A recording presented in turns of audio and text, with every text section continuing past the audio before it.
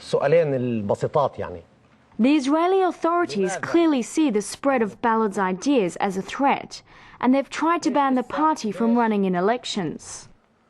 المؤسسة الإسرائيلية قررت أن تدخل أو تدشن مرحلة جديدة في التعامل مع المواطنين العرب.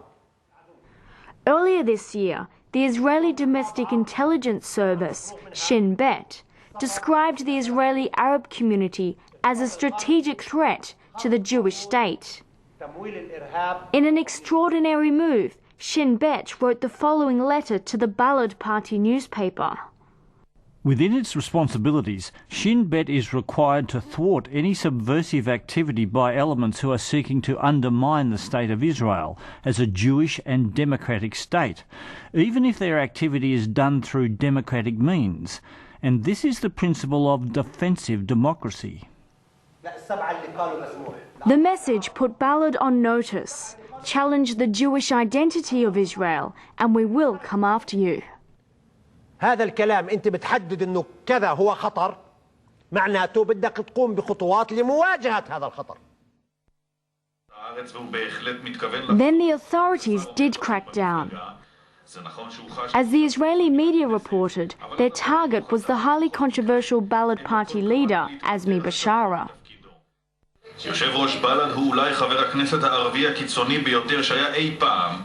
ב-11 שנותיו בכנסת לא הסתיר את דעותיו לביטולה של ישראל כמדינה יהודית.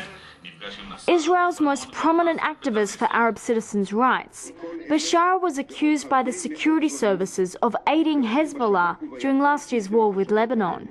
סיוע לאויב במלחמה, מגע עם סוכן זר, מסירת מידע לאויב, ובסעיף הרביעי, הלבנת הון ומימון טרור, בסעיף הזה נעסוק עכשיו. Bashara has been provoking the authorities for years, with his visits to enemy states like Syria and Lebanon. But when he expressed solidarity with Hezbollah after last year's war, he outraged Jewish Israelis. That's an elected member of my parliament? It's really pretty simple what Israelis have against Azmi Bashara.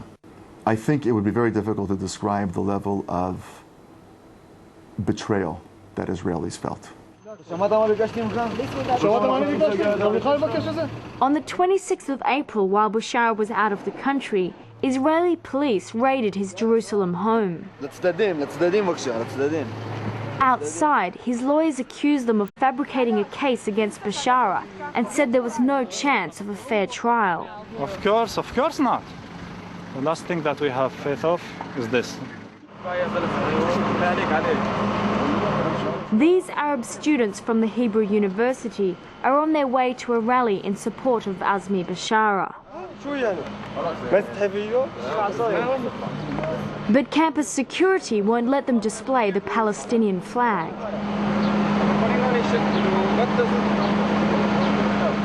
كل مرة كان وباعتبار انه هو علم دولة فلسطين اللي هي دولة شعبنا. زي ما حكينا انه برضه الجامعة عم تطلع على انه العلم هو علم دولة معادية، وكل راح يجوا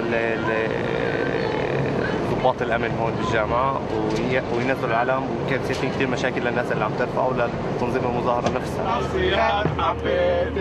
These young Arabs are all Israeli citizens, but it's clear where their allegiance lies.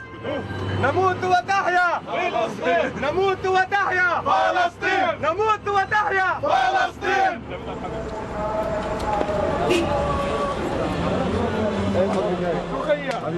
Israel's Arab citizens feel as though they're under attack, and they're now rallying around their leader. بالروح بالدم نفديك يا عزمي، بالروح بالدم نفديك يا عزمي. They believe the authorities are taking revenge on Bashara for his stance during the war, a stance which most of them supported. تحية إلى فلسطين المقاومة، تحية إلى لبنان المقاوم، تحية إلى العراق المقاوم، تحية إلى سوريا الصامدة.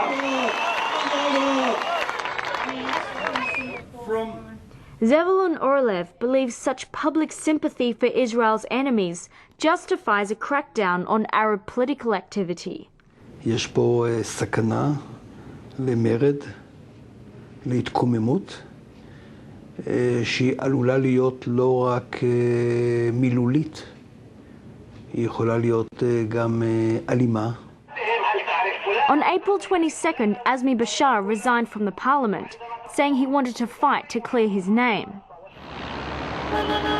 Since then, he's been travelling around the Middle East, knowing that if he returns to his wife and children, he will face immediate arrest. I find him in the Jordanian capital, Amman. They accuse you of having been in contact with Hezbollah intelligence officers during the war.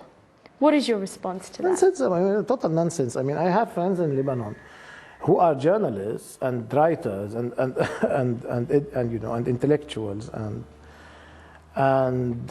I talk to them on the phone. But what do people talk about at time of war? About war. What happened yesterday. Most of the things that they consider passing information to the enemy were things published in the media. One of the allegations against Bashar is that he informed Hezbollah of Israel's intention to kill its leader, Hassan Nasrallah. No, yes, they needed me to tell them this. But I think if they have sense of humor, they will laugh and they will think this is an example that if the charges are of this sort, then they are fabricated. Can you understand when Israelis are so angry seeing you in Beirut after the war and hearing you now say, you know, you're against Israel in this war and you're a member of their parliament? Can you understand why? No, I can't, and I don't want, and I think they should be happy that I do only this. I should be very, very pleased that the only thing we can do is pay a visit and make declarations from there. I think they should be happy. I mean, not all minorities in the world are so quiet like we are. No, I don't understand that. I understand why the Lebanese are angry at the Israelis. I don't understand that the aggressor is angry. I mean, Hezbollah is Israel's sworn enemy, and you went there and you praised them in Beirut. Didn't you expect that this would happen? I'm ready to have responsibility for things that I did. For example, saying that people have the right to resist occupation. For example, the fact I visited an enemy country, I broke the law, I know. By visiting an enemy country, I broke the law. Let them charge me for visiting an enemy country, and that's fine with me. But it's not that. They are bringing me to court for things that I did not do. And for that, I'm not ready. Bashar has still not returned to Israel, where he could face life imprisonment if found guilty. For as long as Israel remains a Jewish state, its Arab citizens will forever feel as if they don't belong. And for Abbas Suan, the daily struggle for equality continues. الدولة مش بس لليهود، الدولة لكل مواطن إسرائيلي. إسرائيلي مش يهودي، إسرائيلي اليوم يهودي يمكن يكون عربي، يمكن من الأرجنتين، يمكن يكون أبصر من أي دولة. كل واحد حامل جنسية إسرائيلية أفكر هو إسرائيلي. Sophie McNeil reporting on the Arabs in Israel and who said that sport and politics don't mix. Coming up, British author and economist Will Hutton suggests that China's history-making economic boom is actually in danger of going bust. The growth is completely out of hand. It's a kind of runaway train.